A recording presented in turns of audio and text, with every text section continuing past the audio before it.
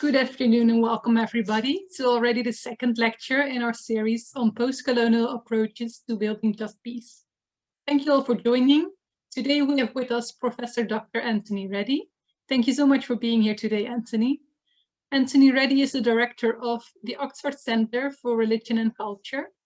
Anthony is also Professor Extraordinarius in the Department of Philosophy, Practical and Systemic Theology at the University of South Africa.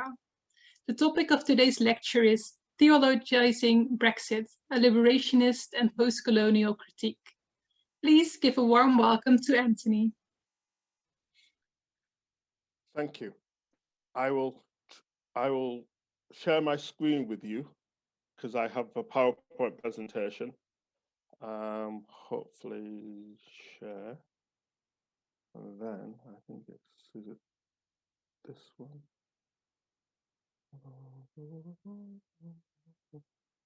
Slideshow. There we go. There we go. Yeah. Okay. So I'm aware that this is an international audience, and normally if I'm speaking from a script, or even worse, if I'm speaking if I'm extemporizing, I speak very quickly. And given that it's an international audience, and for most of you, English is not your first language, although English is my only language, which we'll get into, because I think that's one of the Brexit phenomena, is I think there's a type of English exceptionalism. So just as an aside, it's interesting that if you look at the demographics of the voting for Brexit in Britain, people who only spoke English were more likely to vote to leave. People who spoke English and another language were more likely to remain, or alternatively, they had antecedents in their lives that were beyond the borders of the UK, then they were more likely to vote remain. All that to say that what I'm inviting you now in this presentation is both to look for the parallels, because although in one sense, Brexit is a very particular British problem. It's a very particular British problem, but I also suspect that there are resonances within this in other countries on the continent. So really it's an invitation to be in dialogue with myself as Britain tries to come to terms with this existential experience of effectively sort of shooting ourselves in the foot. So it's important for me to say that in terms of the methodology of doing this, is very much a narrative approach. So the book on which this presentation is based, and my book is called Theologizing Brexit, a Liberationist and Post-colonial critique. It's important to say that the book is not about the merits of being in the European Union, although that's not an absolute full truth, because clearly the subtext of the book is that we should have remained in the European Union. But I don't tackle that head on. Rather, the book is concerned with the underlying questions raised by the referendum, particularly the tactics adopted by the Leave campaign, which therefore then begs the question, what kind of country are we? So really, I would say, although notionally the referendum was about the EU, really, its real issue was, I guess, a contested cultural war around what kind of country are we, and what's the nature of belonging for citizens within that country. I am a child of empire. So when I'm writing this book, I made no attempt to pretend that I was being neutral or being objective. I was writing this as a subjective individual, and I always believe that all academic work, all theology is also biography. So oftentimes when we write, it tells us as much about ourselves and the person who's doing the theologizing as it does in terms of the theology they're trying to espouse. So one of the dictums of the anti-racist campaigns in the 1970s Britain was, "We are here because you were there."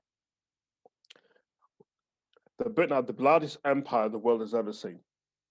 And my parents were born in and were part of the British Empire. They're born in Jamaica. Jamaica was a crown colony of Britain from 1694 through to 1962.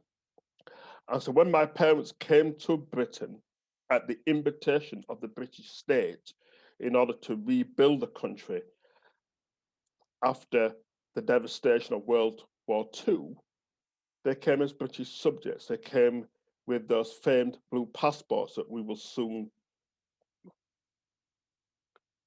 be returning to. And so hence the liberationist and post-colonial approach. Underpinning Brexit, I argue, and is British, particularly English, sense of exceptionalism. We, and I'm English, are different to and better than others. That is one of the uncomfortable things that comes out of Brexit, is this sense of English exceptionalism. British English, and I slide between the two because, again, there's always been contested notions around what we mean by the relationship between Englishness and Britishness.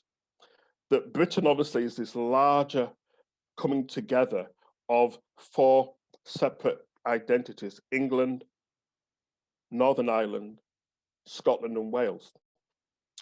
But of course, of the four, England makes up 78%. So therefore, it's by far the biggest player, and oftentimes there's a type of synonym between Englishness and Britishness. And so in the book, I play around with that slippage, understanding that it's a different phenomenon when we're in Wales or in Ireland, well, particularly the northern part of Ireland, and in Scotland. This sense of being special and better is informed by empire and colonialism. So at its peak, Britain owned or controlled 24% of the world. And the presence of the empire is seen as a proof of God's blessing on the British. It was often said that, certainly when I was growing up at the back end of this, in the late 60s and early 70s, that you would still have maps and globes where all the bits that were part of the British Empire were in pink. And it was often said that the sun literally never set on the British Empire. So if you go to the farthest eastern part, you have Australasia, and you have the Pacific Islands, and then if you go west and you come across Asia, and you have India's subcontinent, India, and then Pakistan, Bangladesh, and then you have Singapore and Burma and various other countries, and then you go across Europe, and then if you go across the Atlantic, you then come into the Caribbean and also Canada. And that empire that we don't talk about in Britain, it's as if the empire never existed, is the elephant in the room. And therefore, I think it's the presence of empire and this sense of believing oneself to be better than and superior to and different from others, particularly continental Europe, that has been this underlying thread that has never gone away, that helps to inform this sense of Brexit being the ultimate form expression of manifest destiny. So manifest destiny. Part of this is a sense of destiny is predicated on the theology of English nationalism that finds its underscoring in the Church of England, the theological guarantor of English nationalism. It's why Anglicans voted to leave the EU in larger numbers than any other Christian tradition in Britain. Brexit is the triumvirate of English nationalism, political conservatism, and white Christian notions of cultural identity. I just want to unpack those three things very quickly. It's very interesting that in the British context, that the research by Linda Woodhead and Greg Smith that looks at the voting patterns of Christians and different church traditions in Britain around Brexit shows that the only two traditions that vote to remain and as a majority, as a significant number, were the Quakers and Roman Catholics. Quakers because of their strong sense of historical links to issues around justice. So Quakers voted, about 70% of Quakers voted to remain, only 30% voted to leave. and the next most significant are Roman Catholicism, because essentially they are an international church. And of course, they were for many years the internalized other within Britain in terms of being banned. And so even now, it's still on our statute that the monarch cannot be a Roman Catholic. So it's very interesting that Charles, as the heir apparent, like his mother, will have to be the defender of the faith being Christianity, and has to be a communicant member of the Church of England. Now, ironically, because obviously when this was being framed, there was no sense of other religions. So technically, Charles actually could be a Muslim. So long as he goes to an Anglican church twice a year on state occasions, he could be a Muslim, he could be a Jew, he could be a Hindu. He could belong to any particular tradition. The only tradition he cannot belong to, because it's on the statute book, is that he cannot be a Roman Catholic. And it's very interesting that even as recently as 2016, attempts to overturn this in our supposedly more enlightened age were still resisted. So the monarch still has to be a communicant member of the Church of England. The roots of Brexit in terms of the political struggle started with the Eurosceptics within the Conservative Party. So basically, if as much as I deplored Margaret Thatcher, and as much as she had a very troubled relationship with the EU, she had the good sense never to call a referendum for fear of actually losing it. It was Cameron's weakness as the leader of the Conservative Party that by which he was then forced to make a deal with the hardline right-wing Eurosceptics, that in order for them to support him, he had to promise a referendum. And certainly so far in his memoirs, he seemed to have been very complacent and assuming that the British people would never be so stupid as to vote to leave, but they did. So two phases of religio-political engagement. Now, obviously, this won't mean a lot to you if you're not familiar with British television. But it can be argued that the two phases of religious social identity can be seen in two BBC situation comedies, sitcoms for short, that depict Anglican identity. There's the Vicar of Dibley and there is Rev. The former is an all-white cast set in a rural idyll, and the latter, Rev, is set in inner city London. I've argued that in terms of these two popular depictions of religion in BBC television comedies, the former, that's the Vicar of Dibley, that represents the overwhelming demographic to leave. And Rev, that's set in inner city London, votes to stay. Now, it's interesting that the Vicar of Dibley is far more popular than Rev. And my argument is that contested, is whether this could be, it could be that one is just better than the other, but is it that one is more quintessentially English than the other? There's something about the Vicar of Dibley that taps into a type of romantic idyll that British people have, that when they imagine themselves and to the world, they're not thinking of inner city contested areas of pluralism.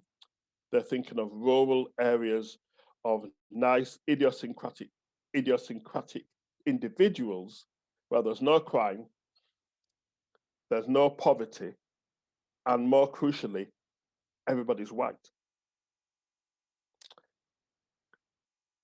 This is a pastoral image of Jesus. It's taken from a Sunday school book produced in 1862. And as you can see, Jesus is beloved by all the animals, and he's resplendent in white. And clearly for many people in the age of empire, this was the Jesus that was the guarantor of their own self-image of a country that was at the center of the world's biggest empire.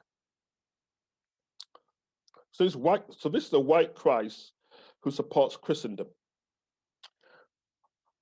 So one of the means by which British Christianity has been able to construct notions of themselves as acceptable and the norm, and then seen others as different to, and sometimes less than, emerged through a clear identification of Jesus as one of us.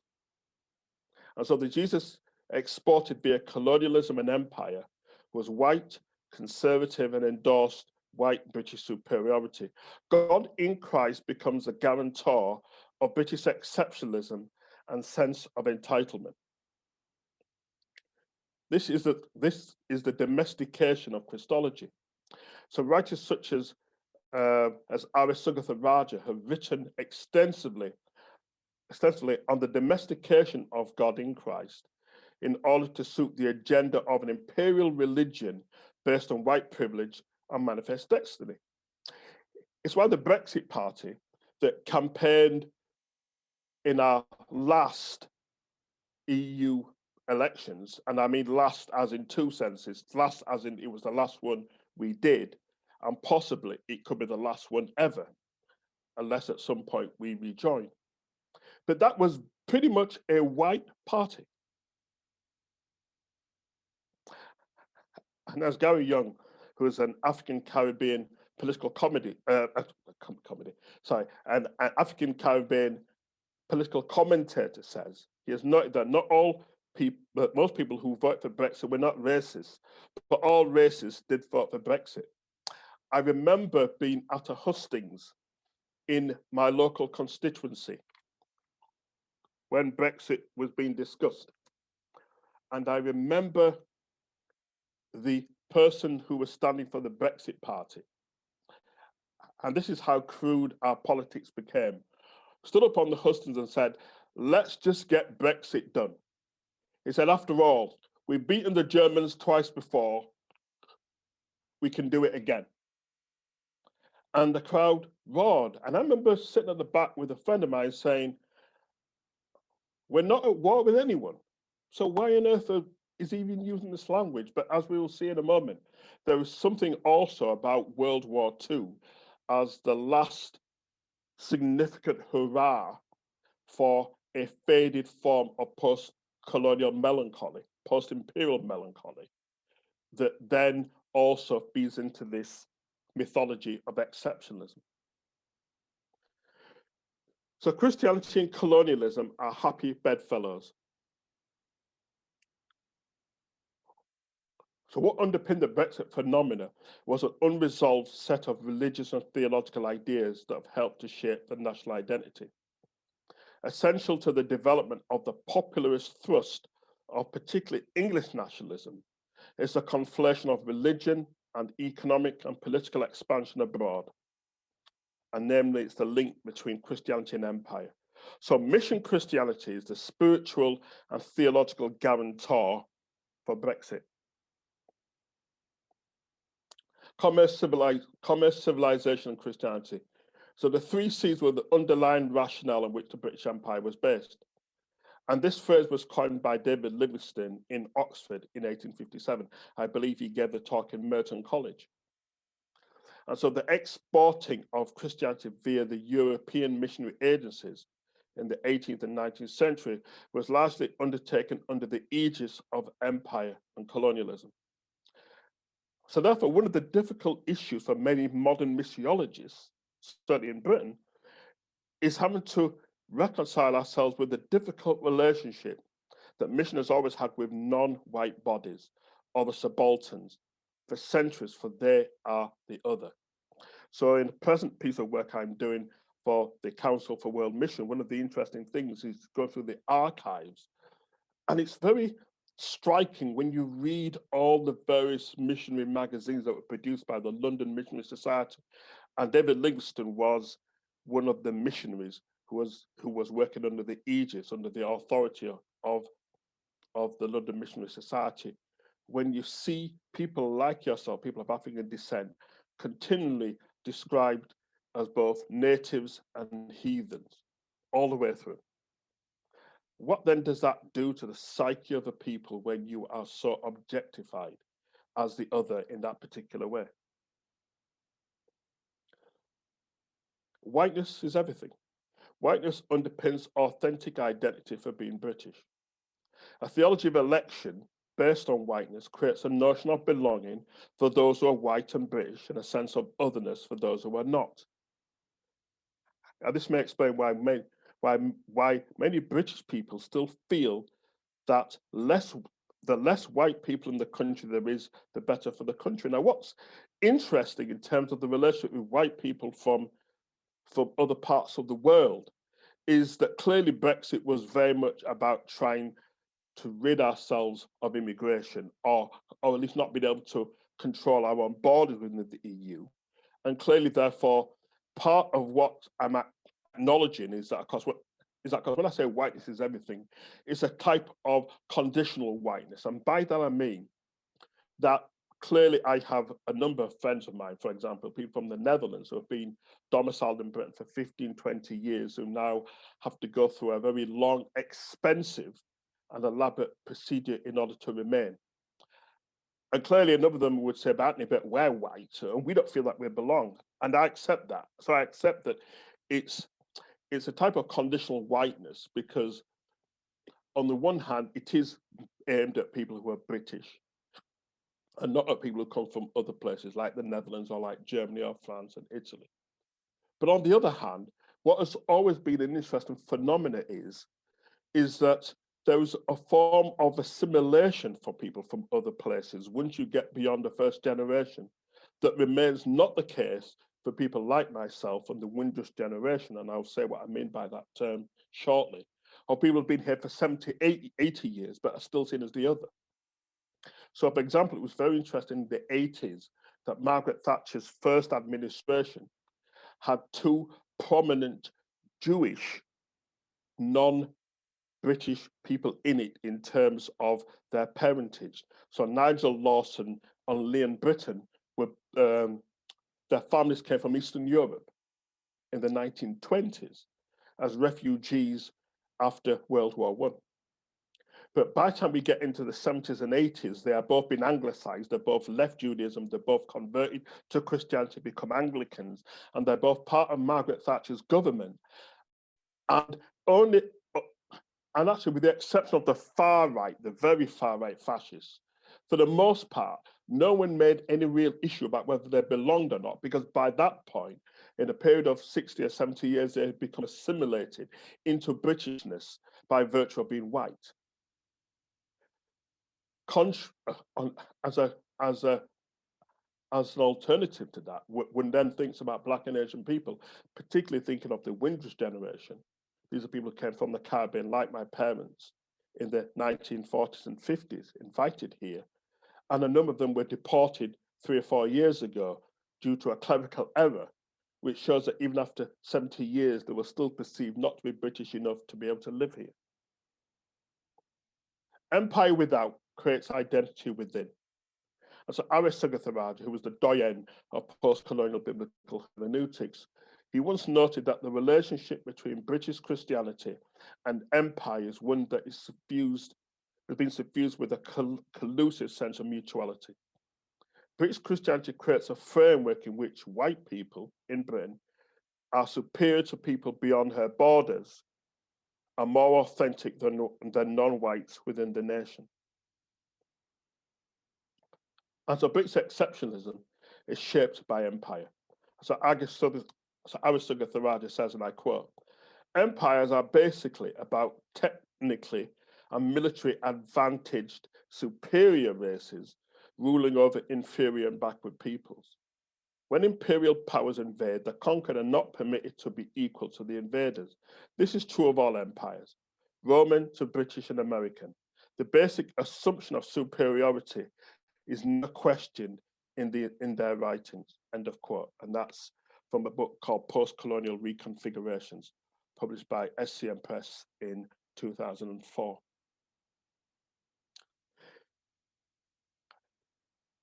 So the influx of migrants from the empire, like my parents who came in 1957, settled in major inner city conurbations in London, in Birmingham, where I live, in Manchester, Leeds, basically all our large industrial cities are very, very plural.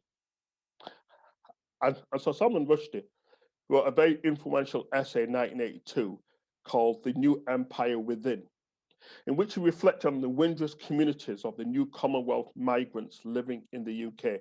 Just to unpack the term new Commonwealth. So Britain has always had two levels of empire. The old Commonwealth are the white settler communities, and those are the four major nations. That's Australia and New Zealand, South Africa, or should I say Southern Africa, because that included South Africa and Rhodesia, and then Canada. That's the old Commonwealth, white settler communities. And the new Commonwealth are the ones that are made up essentially of black and brown people. So that's the Caribbean, that's Africa, and that's the Asian subcontinent. In effect, the empire that was without was now within. Empire had come home. But as Paul Gilroy says in his seminal book, and he has his metaphor where he says, there ain't no black in the Union Jack, which also came out in 1982, this articulates the resistance of white British people to embrace the ramifications of empire within the UK. So as I said, what is good for the goose, this is one of our sayings that is often said in childhood, what is good for the goose is not good for the gander. White British expansion was predicated on the innate superiority of white British people. It was never expected that the empire would come home. And so even now you have this odd dissonance between white people who can colonize other people's lands, living as benign expats, but black and Asian people from those colonized lands, they become immigrants in the UK and their presence is hotly contested.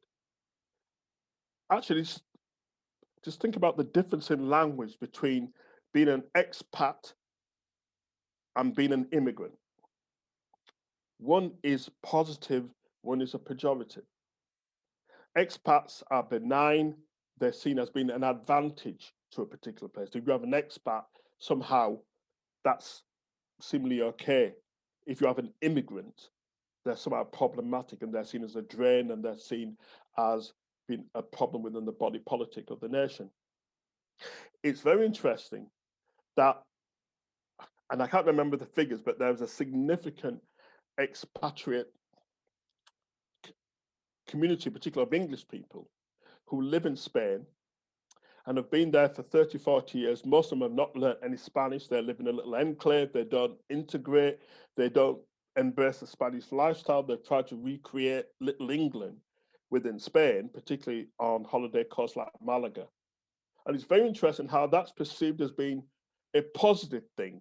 Yet when immigrants are perceived to do the same thing in Britain, they don't integrate, they don't learn the language, they don't attempt to engage with the host community, they keep themselves to themselves, that's seen as deeply problematic.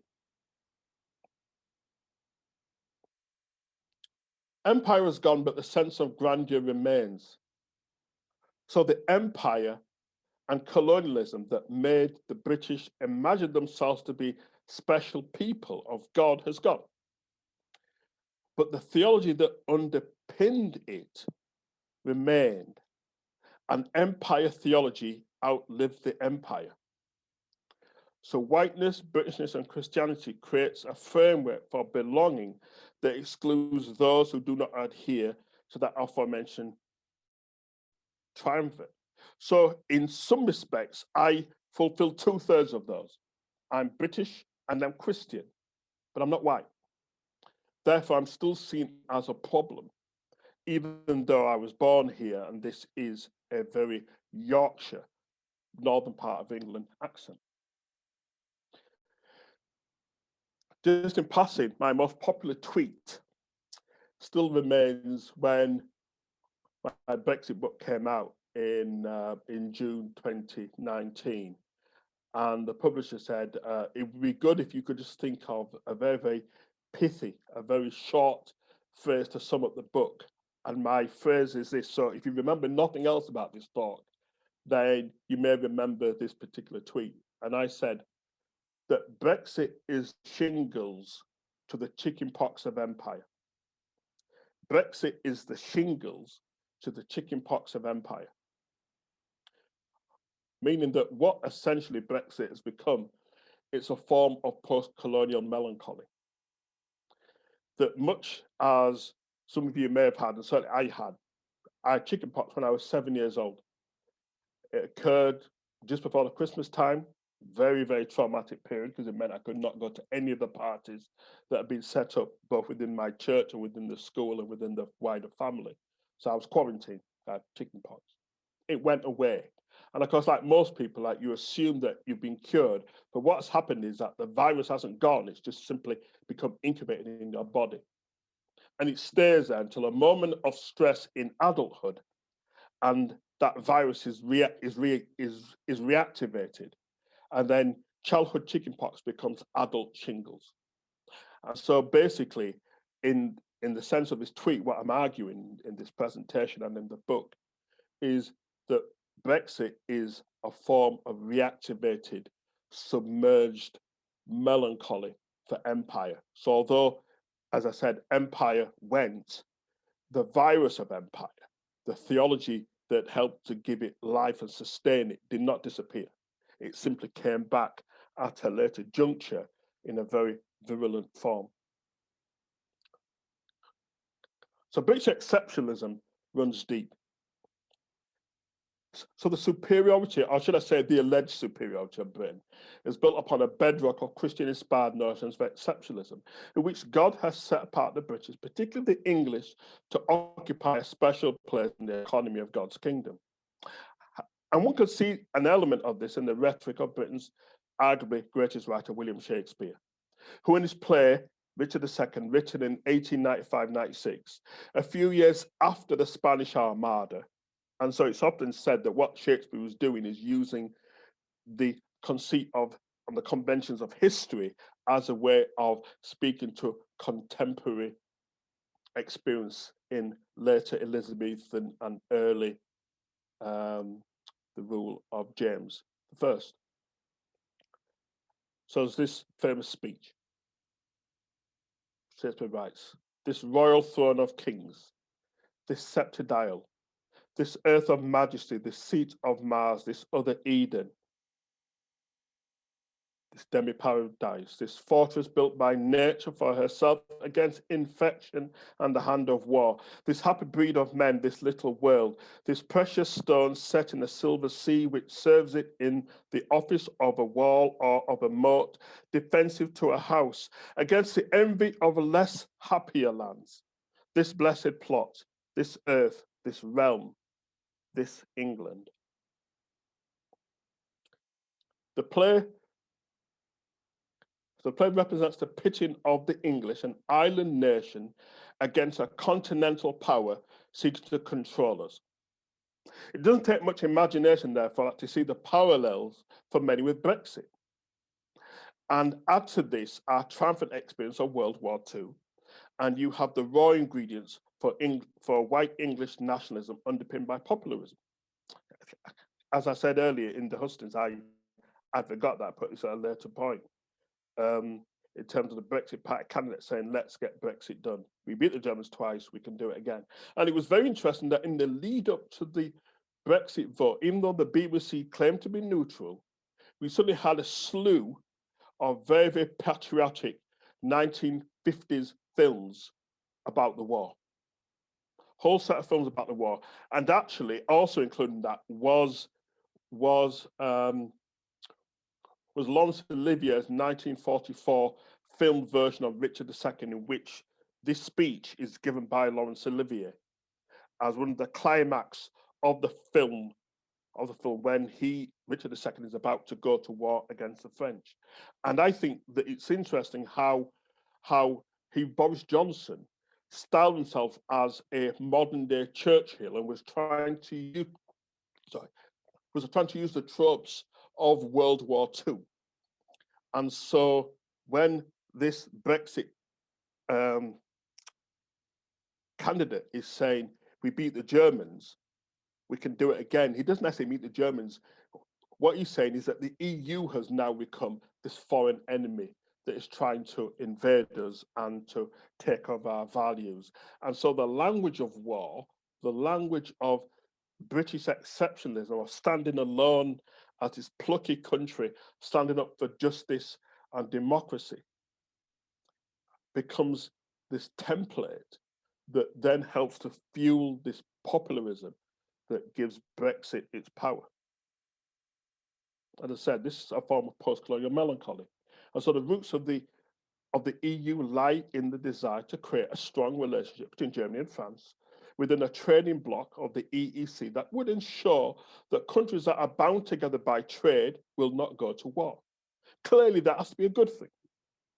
So the EU is fundamentally about ensuring that the horrors of World War II never return again. But of course, the British experience of this is different. We won the war. Well, actually, it's the Americans and the Russians won the war. But we won't let that small detail get in the way of British hubris. So whilst World War II is an existential disaster for the continent, it represents Britain's last hurrah as a great imperial nation. As I said, it's no coincidence that Boris Johnson has likened himself to a modern day Churchill. So what's interesting for those who are students of British history is that we remember World War II like it happened yesterday, and yet the debacle over Suez, which actually was, of the Suez Canal, which actually was our last attempt to be a British imperial nation, where the Egyptians attempt to nationalize the Suez Canal because unreasonably we think that although it's in their country, they should not control it. And so they seek to take control of their own asset. And Britain declares war on them and sends troops into Egypt to reclaim it. And the Americans don't support us, and neither does anyone else, and we have to back down. And it's a humiliation retreat, and that marks the end of Britain as a world power. The Suez crisis in 1956. But that's almost now been evaporated. It's been ignored. It's been concealed within layers of silence, and instead we then go back to World War II. So coming to the end now, it seems to me that what we need to do, certainly in the British context, is to reconfigure urban mission. So the realities of immigration, the global flows of people from the south to the north, means that our urban conurbations in many parts of the world are more plural than ever. So certainly thinking of somewhere like Amsterdam, for example, think of how plural that city is and how plural is somewhere like Rotterdam. They have been changed completely because of the flows of migration that are partly informed by empire. So although I said Brexit is a particular problem for the British, I suspect, and I say this tentatively because I'll be interested in how you discuss this in your breakout groups, that I think there are resonances in other places. So, for example, like the Dutch had an empire, and that empire has come home. And the Germans had an empire, and part of that empire has come home. It's interesting how imperial countries still make a stark distinction between occupying other people's countries, often by military conquest, yet resent immigration from those places into their places that is not based on military power, but based on economic necessity. But that's problematic. So for me, Pentecost is an inspired notion of identity. I continue to believe that the narrative of the first Pentecost has much to teach us as we struggle with the continued challenge of embracing and affirming difference in our post-Brexit life in 21st century Britain. I love the way in which the Pentecost demolishes any notion of cultural superiority or government-inspired attacks on multiculturalism in favor of the mantra of sameness and integration. Pentecost has a special resonance for our increasingly plural and complex nation, and I suspect that's the case for the whole of Europe as well. As a part of the legacy of the Windrush, that's that generation of people who came from the Caribbean, invited by the British government, started in 1948, ended approximately in 1971. It's the very form of physical and linguistic difference that one sees in the Pentecost event, which is the distinct contradiction of Brexit. In the Pentecost narrative, we hear of people speaking their mother tongue. There's no presumption of a preeminence in terms of a particular language, culture, or expression. Christ who is now seen in the other. And so I want to argue in the context of Britain, this leads us to a new identity that's predicated on unity in diversity, as opposed to unity based on uniformity. Pauline theology reminds us that our identity is in Christ. Theology affirms particularity, unity beyond triumphalistic, ethnic, or nationalistic lines. It's interesting how often there's been so little critique between Christianity and nationalism. And that is me done. Thank you very much for listening.